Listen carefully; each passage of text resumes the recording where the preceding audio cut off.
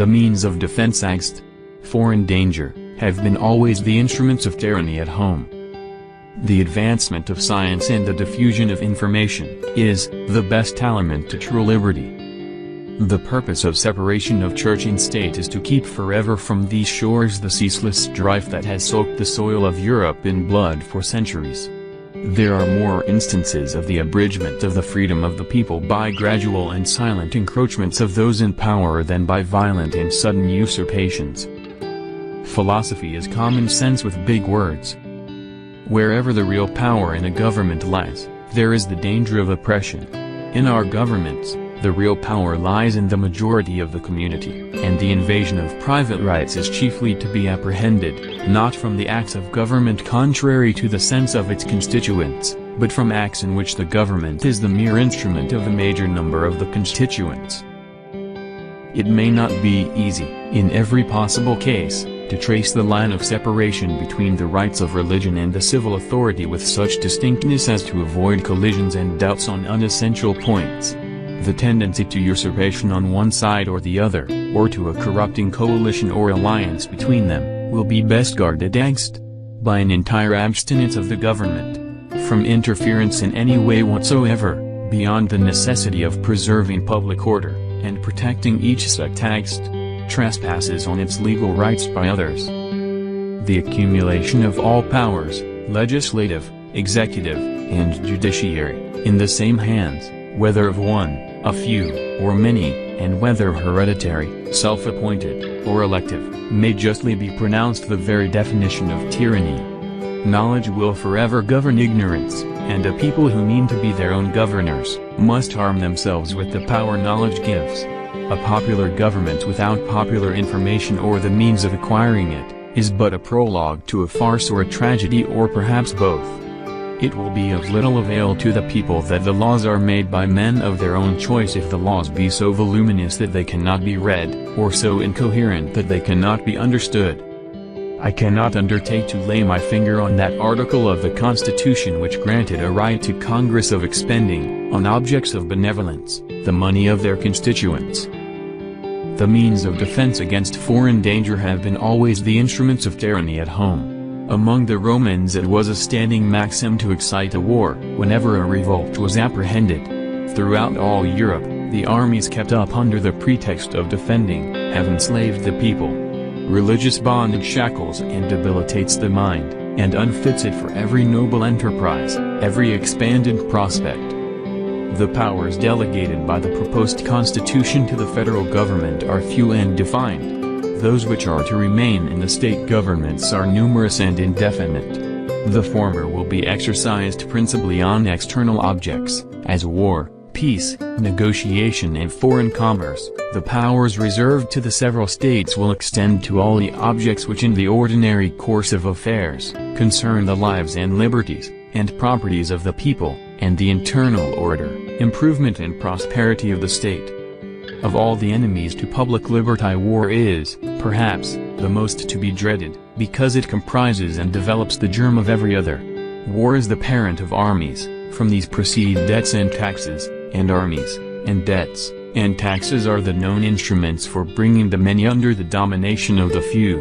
In war, too, the discretionary power of the executive is extended, its influence in dealing out offices, honors, and emoluments is multiplied, and all the means of seducing the minds, are added to those of subduing the force, of the people. The same malignant aspect in republicanism may be traced in the inequality of fortunes, and the opportunities of fraud, growing out of a state of war, and in the degeneracy of manners and of morals engendered by both. No nation could preserve its freedom in the midst of continual warfare. No nation could preserve its freedom in the midst of continual warfare. If men were angels, no government would be necessary. If angels were to govern men, neither external nor internal controls on government would be necessary. In framing a government which is to be administered by men over men, the great difficulty lies in this: you must first enable the government to control the governed, and the next place, oblige it to control itself. All men having power ought to be distrusted to a certain degree. Where an excessive power prevails, property of no sort is duly respected. No man is safe in his opinions, his person, his faculties or his possessions. It may be a reflection on human nature, that such devices should be necessary to control the abuses of government. But what is government itself, but the greatest of all reflections on human nature? If men were angels, no government would be necessary.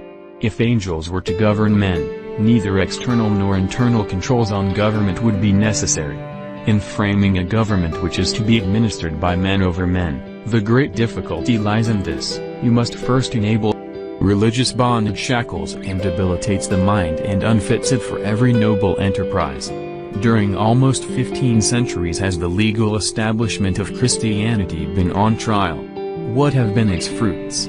More or less, in all places, pride and indolence in the clergy, ignorance and servility in laity, in both superstition, bigotry, and persecution. The means of defense against foreign danger historically have become the instruments of tyranny at home. As a man is said to have a right to his property, he may be equally said to have a property in his rights. The operations of the federal government will be most extensive and important in times of war and danger, those of the state governments, in times of peace and security. If tyranny and oppression come to this land, it will be in the guise of fighting a foreign enemy. Liberty may be endangered by the abuses of liberty as well as by the abuses of power. Let me recommend the best medicine in the world: a long journey at a mild season through a pleasant country in easy stages. Liberty is to faction what air is to fire. Every new and successful example, therefore, of a perfect separation between the ecclesiastical and civil matters, is of importance, and I have no doubt that every new example will succeed, as every past one has done, in showing that religion and government will both exist in greater purity the less they are mixed together. Liberty may be endangered by the abuse of liberty, but also by the abuse of power. Had every Athenian citizen been a Socrates, every Athenian assembly would still have been a mob. Knowledge will forever govern ignorance. It is proper to take alarm at the first experiment on our liberties. The freemen of America did not wait till usurped power had strengthened itself by exercise, and entangled the question in precedents.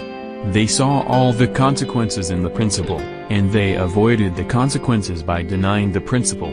We revere this lesson too much, soon to forget it. During almost 15 centuries has the legal establishment of Christianity been on trial. What have been its fruits?